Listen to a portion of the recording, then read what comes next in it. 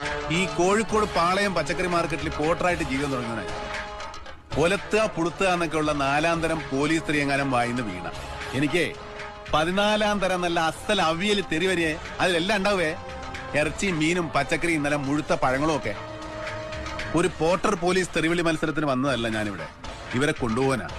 അത് ഞാൻ കൊണ്ടുപോയിരിക്കും. കസ്റ്റഡിയിലെടുത്ത് അക്രമികൾ ഇറക്കിക്കൊണ്ടുപോകാനോ? എന്നാ എനിക്കൊന്ന് കാണണം. കസ്റ്റഡിയിലെടുത്തോ? ആരെ? അപ്പൊ മറ്റവന്മാരെന്ത് എടുത്തിട്ട് പൊങ്ങിയില്ലേ സാറിന്? ഗുണ്ടായുസത്തിന്റെ ബലത്തിൽ ലീലാ കോളനി പൊളിച്ചു നീക്കാമെന്ന അക്രമികള് യോഗ്യന്മാർ. അവരവരുടെ കിടപ്പാടം നഷ്ടപ്പെടാതിരിക്കാൻ വേണ്ടി എതിർത്ത് നിന്ന പാവങ്ങള് അക്രമികൾ. നന്നായിന്റെ അക്രമികൾക്ക് ആശുപത്രി ചികിത്സ അരുതെന്ന് പറഞ്ഞ് കരഞ്ഞ പാവങ്ങൾ അമ്മായിമ്മയുടെ വീട്ടിൽ കസ്റ്റഡിയിൽ. ശിവന്റെ കാശ് വാങ്ങി പോക്കറ്റിലിട്ട് കളിക്കാൻ നിൽക്കില്ല മാഷേ. 8-ാം ക്ലാസ്സിൽ വിദ്യാഭ്യാസം നിർത്തി ചുമടെടുക്കാൻ തുടങ്ങിയ ഇഷ്ട ഇംഗ്ലീഷ് ഒന്നും ഈ ചെവിയിൽ അങ്ങനെ സൈസാവൂല, കേറൂല. നിർബന്ധാച്ചാ വീട്ടിൽ പെണ്ണുങ്ങൾ പഠിച്ചാണെങ്കിൽ അവിടെ ഒന്ന് സൈസാക്കി നോക്ക്, ചിലപ്പോ കേറും. ഇംഗ്ലീഷേ അധിക പ്രസംഗം വേണ്ട. ഇത് പോലീസ് സ്റ്റേഷനാ. സാർ എത്ര കാലമായി കസബ പോലീസ് സ്റ്റേഷൻ കാണാൻ തുടങ്ങിയിട്ട്? ഈ അടുത്ത കാലം മുതലല്ലേ?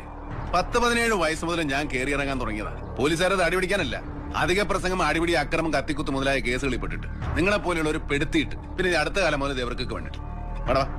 മിസ്റ്റർ